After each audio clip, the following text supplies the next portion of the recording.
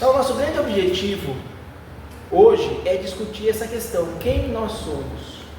Se a gente pudesse pensar no grande objetivo do Espiritismo e, por conseguinte, o grande objetivo do cristianismo, o grande objetivo de Jesus, qual seria? Melhorar o ser humano. Esse é o grande objetivo do cristianismo, esse é o objetivo de Jesus. Se a gente pudesse escolher um objetivo só, Jesus, qual seria o maior desejo de Jesus? Nos melhorar, que nós nos tornemos melhores. E essa melhora do ser humano, ela passa invariavelmente por uma reforma íntima. A gente sempre está falando, dentro das casas espíritas, da reforma íntima. Então, invariavelmente, a gente vai ter que passar por uma reforma íntima. E a gente consegue a reforma íntima através do autoconhecimento. É assim que a gente vai conseguir nos reformarmos e melhorarmos enquanto ser humano, que é o grande objetivo do ser humano, do cristianismo e do espiritismo, nos melhorarmos. Na medida que nos melhorarmos, então, precisamos trabalhar nossa reforma íntima e o nosso autoconhecimento. É assim que nós vamos alcançar a nossa reforma íntima. E aí, nesse momento, o autoconhecimento, então, é a resposta dessa questão que a gente levantou no início: quem sou eu? É assim que a gente vai se autoconhecer.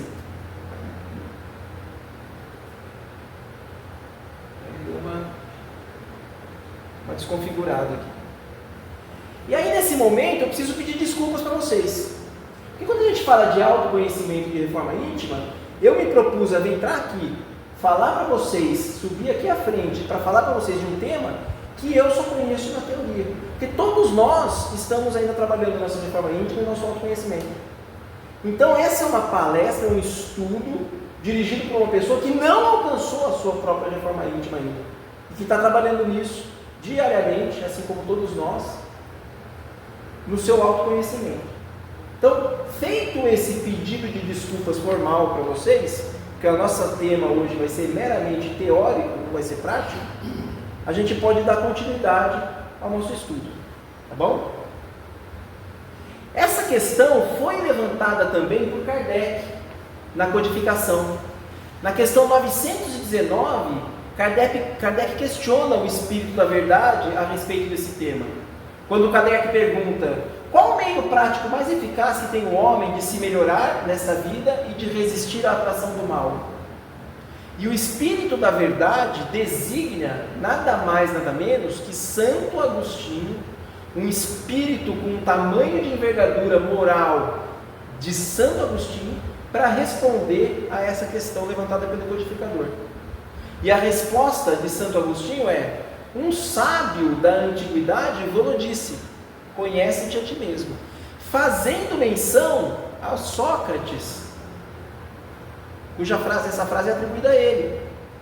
Então, o Espírito da Verdade designa Santo Agostinho, que para responder a questão de Kardec, se utiliza de uma frase de Sócrates, mostrando a importância que tem esse filósofo, tanto para a humanidade, quanto para o cristianismo e para o espiritismo. Tanto é assim que o legado de Sócrates e de Platão, para nós, é todo direcionado para o autoconhecimento. Chico Xavier considerava Sócrates como ministro do Cristo, dada a importância desse precursor do cristianismo. E o próprio Kardec demonstra a grande relevância desse espírito para nós, quando lá no Evangelho segundo o Espiritismo, na introdução do Evangelho segundo o Espiritismo, no item 4, Kardec discorre sobre esse tema, e o título que ele colocou para esse item, na introdução do Evangelho segundo o Espiritismo, é Sócrates e Platão, precursores da ideia cristã e do Espiritismo, mostrando a importância desses filósofos para nós. Só que quando Santo Agostinho responde essa questão, o codificador não se deu por satisfeito. Porque pareceu uma resposta profunda, mas difícil de ser alcançada. Conhece-te a ti mesmo. Ele não se satisfez. Então Kardec continuou questionando o Espírito da Verdade, que quem estava respondendo era Santo Agostinho, nesse mesmo tema.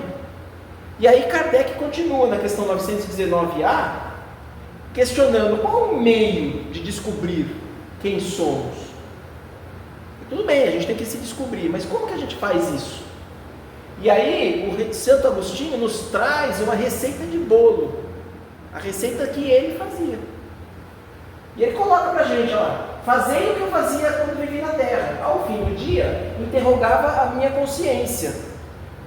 Passava a revista do que fizera e perguntava a mim mesmo se não faltara algum dever, se ninguém tivera motivo para de mim se queixar. Foi assim que cheguei a me conhecer e a ver o que em mim precisava de reforma. Então, o que Santo Agostinho nos traz é uma resposta, uma receita de bolo, e que ele evita deixar tudo meio abstrato, evita abstrações. Ele dá lá a receita de bolo. E ele mostra que o autoconhecimento, nessa resposta dele, ele mostra pra gente, o autoconhecimento é um processo. Não é algo que vai acontecer da noite para o dia. Olha lá os grifos que eu coloquei. Ao fim do dia, todo dia, durante toda a sua encarnação, não foi no fim de um dia, ao fim de todos os dias ele fazia isso, ao longo de toda a sua vida. E foi assim que ele foi conquistando o autoconhecimento. Não é da noite para o dia, é algo demorado de acontecer. Foi assim que cheguei a me conhecer e eu vi que precisava de reforma ao longo de toda uma existência. Santo Agostinho continua. Se outra pessoa, ele deixa essa sugestão para a gente. Pensa se outra pessoa fizesse isso que você está fazendo. Você ficaria feliz? Você aplaudiria? Você acharia que foi bonito essa outra pessoa fazer isso que você fez? Ou você reprimiria a mesma atitude se fosse em outra pessoa?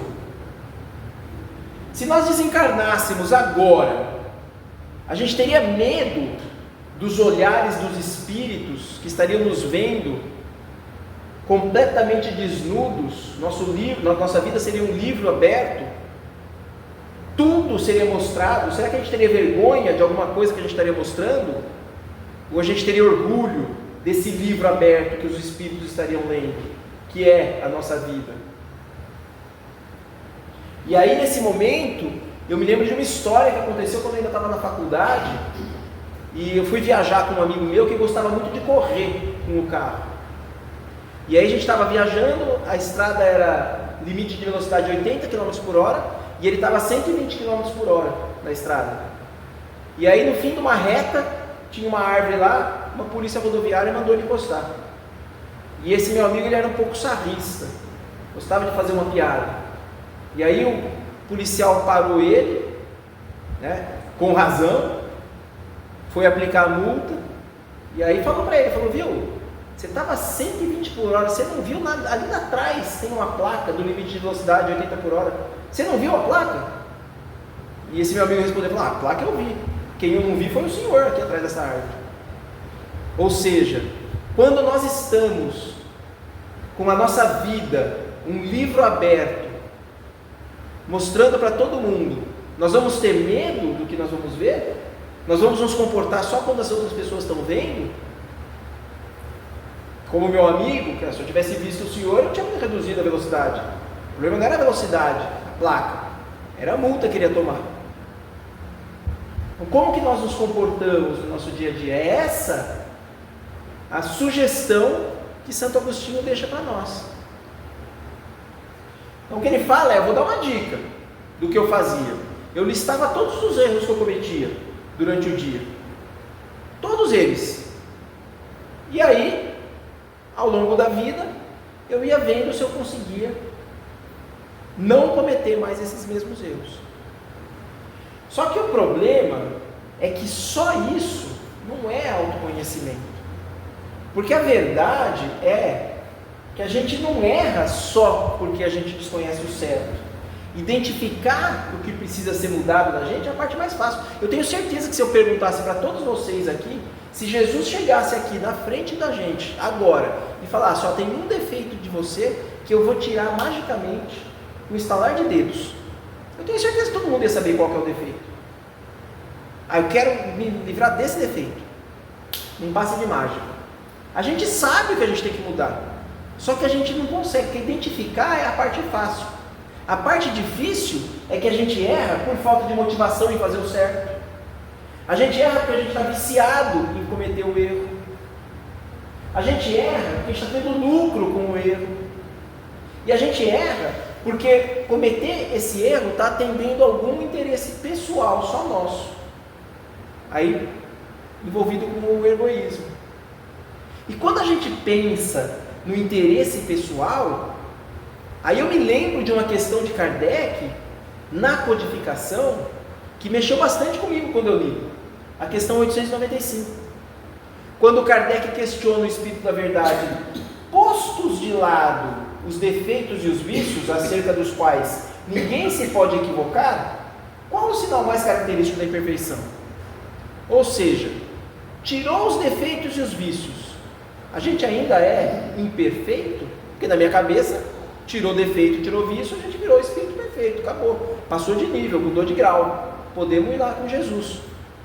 Mas não, o que o Espírito da Verdade responde é que o interesse pessoal é o sinal característico da imperfeição. O verdadeiro desinteresse é coisa ainda tão rara na Terra, que quando se patenteia, todos o admiram como se fora um fenômeno. Quando a gente vê uma pessoa verdadeiramente desinteressada, é tão raro a gente encontrar isso, a gente fala, parece um ser de outro planeta. E aí eu me lembro daquela história de Madre Teresa de Calcutá, que estava lá cuidando de uma criança toda doente, cheia de ferida, pobre, machucada, e passou uma senhora muito rica do lado dela, olhou para ela no chão cuidando daquela criança e falou, olha, eu não faria isso nem por 2 milhões de dólares. E a Madre Teresa olhou para ela e falou, nem eu. De tão desinteressada que era ela não estava fazendo aquilo por dinheiro ela não faria aquilo mesmo. Não era esse o objetivo dela. O objetivo dela era o desinteresse total, era cuidar daquele ser que estava ali na frente dela. Então o objetivo da reforma íntima é combater o egoísmo, o orgulho e o interesse pessoal também, porque só assim nós vamos alcançar a condição de espíritos puros, verdadeiramente. Quando nós tirarmos todos os defeitos e vícios que nós temos, que estão vinculados ao nosso orgulho e ao nosso egoísmo, e trabalharmos verdadeiramente para sermos desinteressados, não temos nenhum interesse pessoal. O que Santo Agostinho quis dizer na sua resposta para a gente é que autoconhecimento é um processo relacional, é relação, é interação, é a vivência constante da lei de sociedade. A gente não vai conseguir o autoconhecimento numa montanha, dentro de uma caverna, sozinho, contemplando a natureza. A gente vai conquistar o nosso autoconhecimento no dia a dia, junto com as pessoas que nos acompanham, a nossa família, os nossos amigos, os nossos colegas de trabalho. É ali que a gente vai exercitar nossa verdadeira reforma íntima. É nesses locais, com essas pessoas que foram selecionadas perfeitamente a dedo pela espiritualidade para conviver conosco, para trazer exatamente o aprendizado que a gente precisa alcançar. Então, o que o Santo Agostinho nos convida a fazer é nós observarmos os nossos relacionamentos, quem nos cerca, as nossas interações, como nós reagimos quando alguém fala ou faz alguma coisa para a gente, como a gente age com essas pessoas, e mais, como essa outra pessoa reage a nós depois daquilo que a gente faz ou fala. Como é a nossa interação social com as pessoas? Com os nossos pais, com as nossas esposas, maridos, nossos filhos, os nossos funcionários, os nossos chefes, os nossos subalternos, os nossos superiores, os nossos amigos. Como nós nos relacionamos com essas pessoas? Como elas se relacionam com a gente? Como elas nos afetam? Como o que elas fazem nos afeta? É baseado nisso que a gente vai conquistar o nosso autoconhecimento. E aí a gente começa a descobrir, não o que a gente é, mas o principal, o que nós nos recusamos a ser. O que nós estamos fadados a ser e nós não queremos ser agora. Nós estamos adiando para ser. Não é um processo de julgamento. Santo Agostinho mostra para a gente que é um processo de autoconhecimento. É um processo de conhecimento. Não adianta a gente ficar se julgando porque erramos de novo, porque cometemos algum erro de novo. É tentar buscar não errar da próxima vez. E se errar, entender o porquê que caiu no erro e tentar fazer alguma coisa diferente para não errar de novo. Buscar ajuda, se for o caso. Procurar ajuda aqui da casa. Tentar achar um meio que permita que não cometa aquele erro de novo. Eu tenho problema com bebida, mas não estou conseguindo resolver sozinho, eu vou procurar ajuda. Médico, amigo, serve para tudo na nossa vida, para qualquer defeito que a gente queira tirar. Agora calma, porque esse processo não vai ser rápido. Como nos coloca Emmanuel no livro Consolador. Para quem não conhece o livro Consolador de Emmanuel, é um livro também de perguntas e respostas, parecido com o livro dos Espíritos. Só que quem está respondendo as questões levantadas é Emmanuel. Então é uma série de perguntas, como o livro dos Espíritos. E todas as respostas são dadas por Emmanuel. E lá na questão 233, é questionado para Emmanuel: por que razão o homem da Terra tem sido tão lento na solução do problema do seu conhecimento próprio? Parece que ele fica patinando e não se autoconhece. E aí a resposta de Emmanuel: isso é explicável. Somente agora a alma humana poderá ensimesmar-se, se voltar para si mesma, se voltar para dentro, olhar para dentro de si, o bastante para compreender as necessidades e os escaminhos, os esconderijos da sua personalidade espiritual. Todas as energias espirituais se mobilizam nos tempos modernos em torno das criaturas, convocando-as ao sagrado conhecimento de si mesmas. O que Emmanuel está querendo dizer para a gente? Só agora a gente tem a calma necessária para poder desenvolver o nosso autoconhecimento. Até pouco tempo atrás, a gente estava encarnado na planeta Terra e o nosso objetivo era sobreviver. Era fugir de predador, de leão que queria comer a gente, fugir da tribo vizinha que queria matar todo mundo, ou a gente era a tribo vizinha que estava querendo matar os outros e tinha que planejar a invasão. Aí depois tinha guerra contra outros países. Só agora a gente está tendo um momento de maior tranquilidade com o avanço da tecnologia. A gente está tendo possibilidade de voltar para dentro de nós e procurar esse autoconhecimento. Ao longo da nossa história, a gente não teve essa oportunidade, a gente estava tentando sobreviver. E agora, com a nossa evolução, com o nível de evolução que a gente alcançou, a gente está apto a conseguir dar uma olhada para dentro de nós mesmos no que a gente precisa melhorar. Porque a maioria das pessoas acredita que já se conhece. E esse é um grande problema. Porque o conhecimento, como a gente viu, é uma jornada. É uma jornada, e eu digo mais, é uma jornada que não tem fim. A gente nunca vai chegar no fim do conhecimento. Porque se a gente chegar no fim do conhecimento, a gente vai ter que mudar a questão número 1 dos espíritos. Né? Se alguém aqui alcançar lá, que é Deus? Inteligência suprema. Não é Deus, é Deus e você. Conseguiu a inteligência suprema também. Então a gente nunca vai chegar na inteligência suprema. Inteligência suprema é só Deus. A gente sempre vai estar antes de Deus. Todos os espíritos da criação não vão conseguir atingir a inteligência suprema. Então, é uma jornada que não tem fim. A estrada do conhecimento é infinita. E com o espiritismo, a fé raciocinada, a gente entende esse processo contínuo de construção e aprimoramento da fé.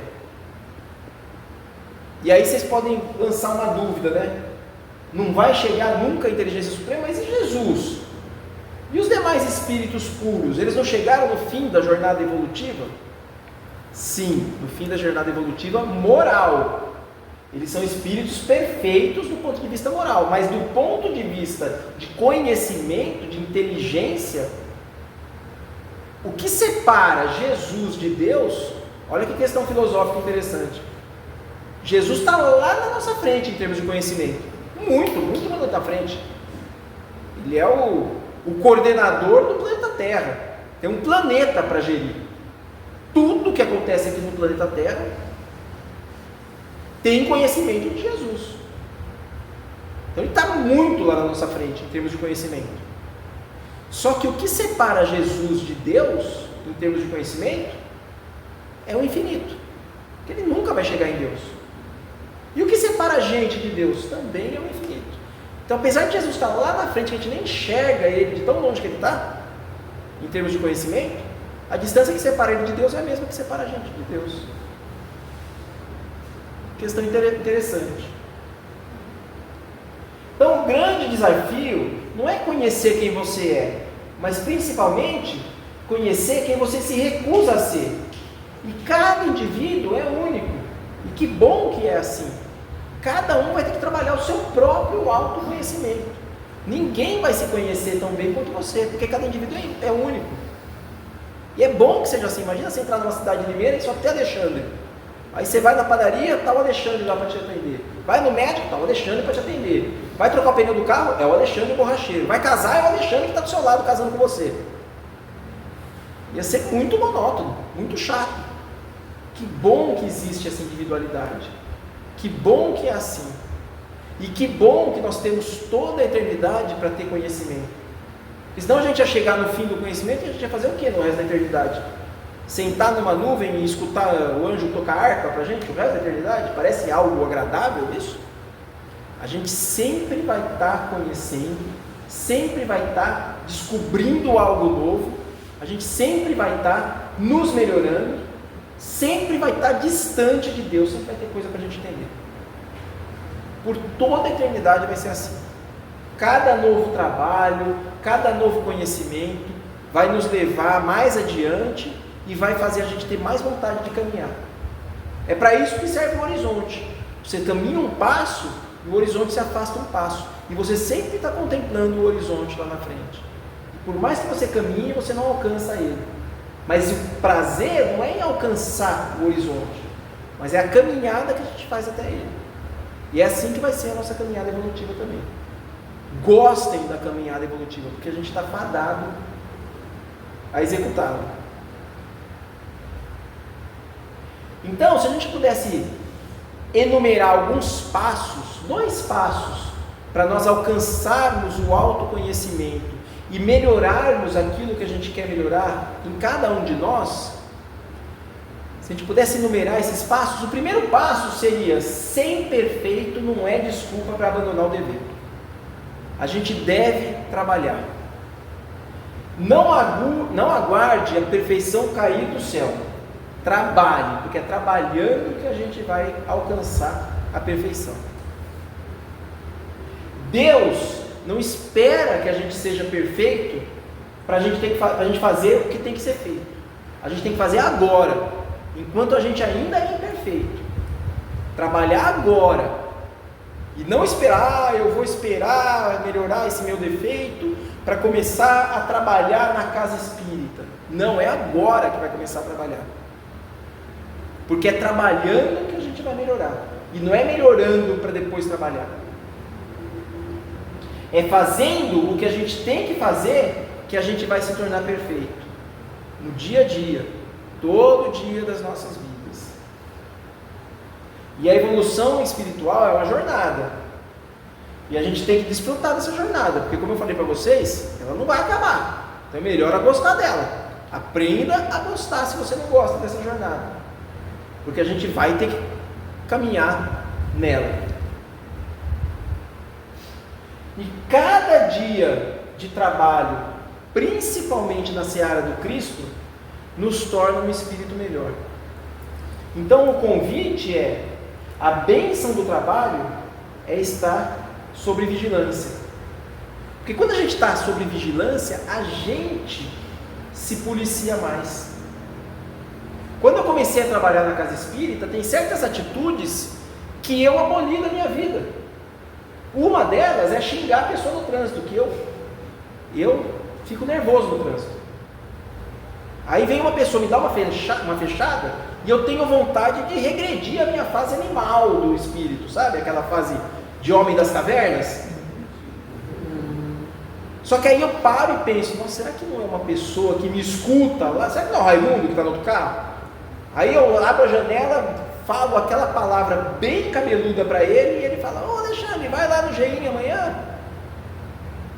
Então quando a gente está nesse trabalho do Cristo, a gente carrega um peso enorme em cima da gente, uma responsabilidade enorme, porque a gente é totalmente imperfeito, a gente não é modelo para ninguém, mas a gente acaba se cobrando mais.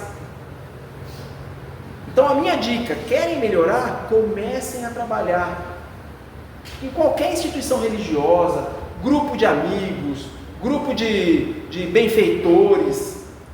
Vamos fazer alguma coisa para carregar essa responsabilidade e essa necessidade diária de você se melhorar.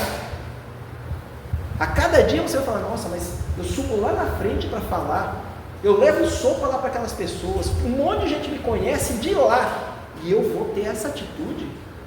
Você começa a se policiar mais com relação às suas atitudes. É claro que a gente vai pisar na bola, escorregar no tomate, sempre vai acontecer, mas a gente vai se policiar muito mais. Então a minha sugestão é, trabalhem na seara do Mestre, trabalhem na seara do Cristo, encontrem um trabalho para vocês desenvolverem, porque isso vai trazer para vocês uma responsabilidade a mais para vocês se auto-melhorarem. E quando a gente pensa nessa melhora, em nos melhorarmos antes de iniciarmos o trabalho na seara do Mestre, de desenvolvermos trabalhos nas casas espíritas, nas religiões, nos grupos de amigos, procurando ajudar aos nossos irmãos mais necessitados, quando eu me lembro disso, eu me lembro de uma comunicação de Bezerra de Menezes, intitulada A Diferença. Ela é um pouquinho longa, mas eu gostaria de ler com vocês. Bezerra de Menezes já tinha desencarnado, e numa reunião mediúnica, ele deu comunicação, deu passividade. E aí um dos presentes questionou ele, aproveitou a presença daquele espírito para levantar uma questão. E então um dos trabalhadores da casa fez a seguinte questão para Bezerra de Menezes: posso acaso dizer que sou espírita cristão? O trabalhador está questionando. Vejo-me fustigado por egoísmo e intolerância, avareza e ciúme. Vai listando um monte de defeito, né? Cometo desatenções e disparates. Reconheço-me frequentemente caído em maledicência e cobiça. Ainda não venci a desconfiança nem a propensão para ressentir-me. Quando menos espero, chafurdo-me nos erros da vaidade e do orgulho. Involuntariamente articulo ofensas contra o próximo. A ambição mora comigo e por isso agrido os meus semelhantes com toda a força da minha brutalidade. A crítica, o despeito, a maldade e a imperfeição me seguem constantemente. Um monte de defeito, né? Posso declarar-me espírita com tantos defeitos? E aí a resposta do Dr. Bezerra: eu também, meu amigo, ainda estou em meio de todas essas mazelas, tenho todos esses defeitos e me considero espírita, me considero cristão. E ele continua: todas essas qualidades negativas ainda me acompanham. Só existe, porém, um ponto, meu caro, que não posso esquecer. É que antes de ser espírita cristão, eu fazia força para correr atrás de todas elas. E agora que sou cristão e espírita, faço força para fugir delas todas. Como vê, há muita diferença. Então, quando a gente carrega na nossa testa uma placa enorme escrita trabalhador do GEIM, a gente busca correr desses defeitos e não correr para esses defeitos. Quando a gente começa a trabalhar na seara do Cristo, deixa o espiritismo entrar verdadeiramente dentro da gente para fazer a revolução necessária, a gente busca fugir de todos esses defeitos, Mas nem sempre a gente consegue. E nem é esse o objetivo atual da nossa encarnação, fugir de todos os deveres. Ninguém aqui está querendo virar santo nessa encarnação. Kardec deixa isso claro para a gente, lá no Evangelho segundo o Espiritismo, no capítulo 17, intitulado Sede Perfeitos, tem o item o bom espírita. E aí, né, que a gente estava conversando agora, da outra palestra daqui, né, reconhece-se o verdadeiro espírita não pela sua perfeição, Kardec coloca, reconhece-se o verdadeiro espírita pela sua transformação moral e pelo esforço que emprega para domar suas inclinações más. Então a gente tem que sair daqui e a pessoa olhar e falar, nossa, mas o Raimundo começou a frequentar lá o GI, caramba, como ele mudou. Está totalmente diferente, parece. Perceber que nós somos divulgadores do Evangelho, não pela nossa palavra, como disse o apóstolo Paulo, mas pelas nossas atitudes. Vá pregar o Evangelho, se for necessário, use palavras. Pelo nosso exemplo, a gente prega o Evangelho. É esse o convite de São Paulo a nós e a sugestão de Kardec no Evangelho segundo o Espiritismo. Agora, é claro, a gente não quer que ninguém se torne perfeito em uma encarnação. Mas isso é possível? É claro que é, a gente tem inúmeros casos, né? O importante não é o ponto de partida, mas o ponto de chegada. Em uma encarnação, São Paulo saiu de perseguidor feroz dos adeptos da nova doutrina cristã para um divulgador do Cristo na mesma encarnação.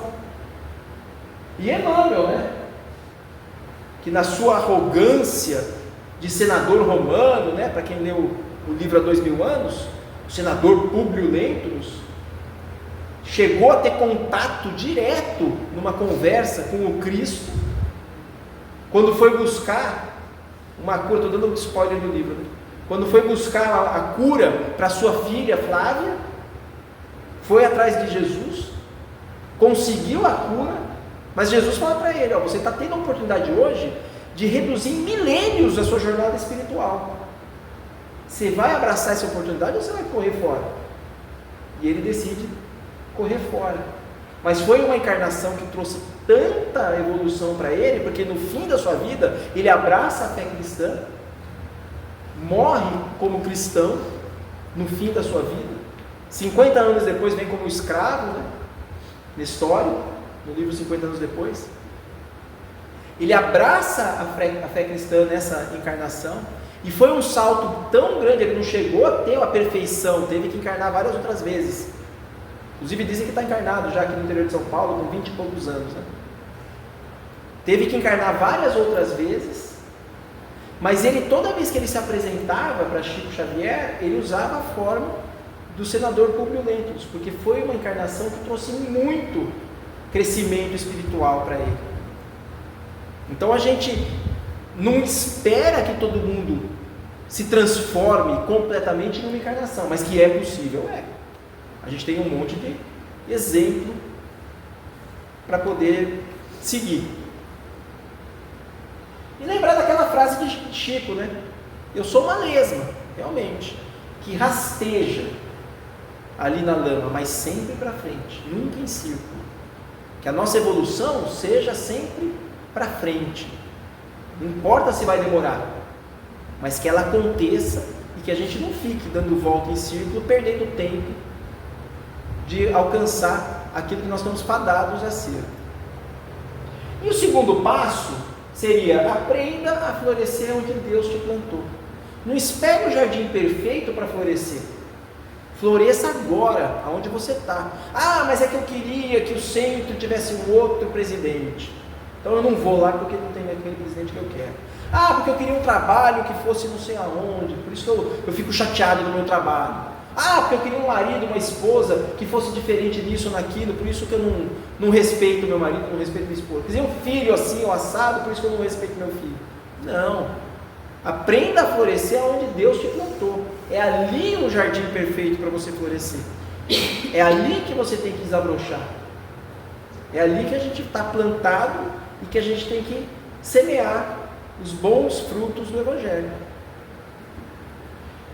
Então, meus irmãos, caminhando para o final já, gostaria de terminar com uma frase de Emmanuel, tirada lá do livro Fonte Viva, capítulo 30, intitulado Educa.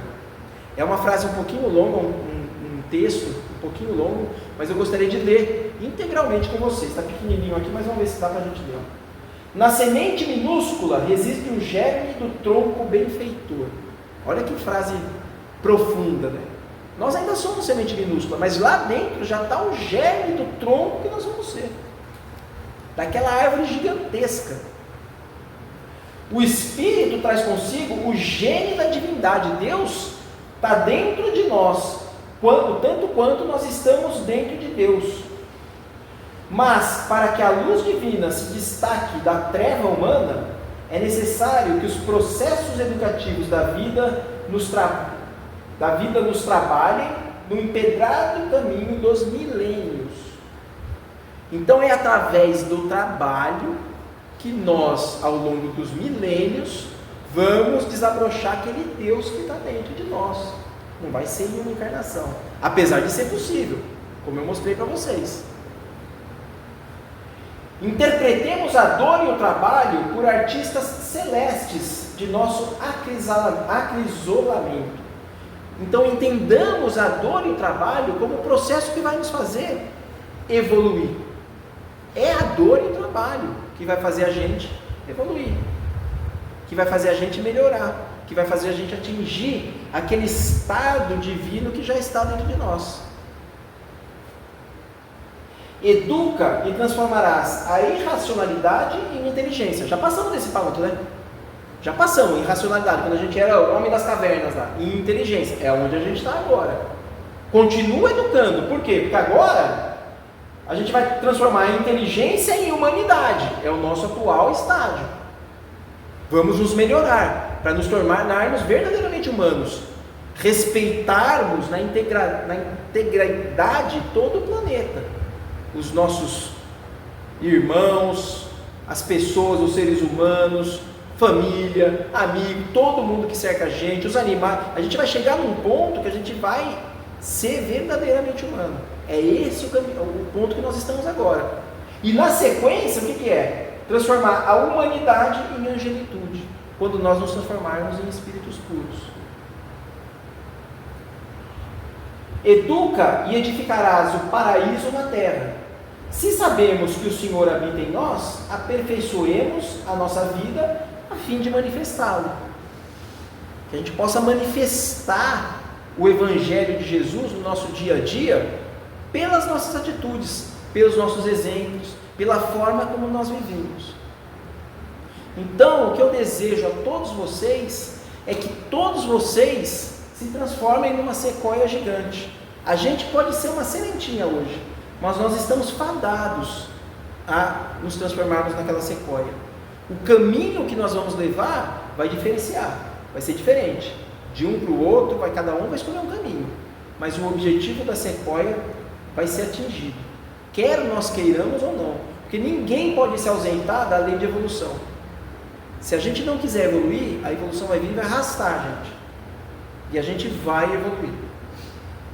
Então agradeço a presença de todos vocês hoje à noite, agradeço a oportunidade de ter feito o estudo de hoje, de ter sido convidado pelo Raimundo,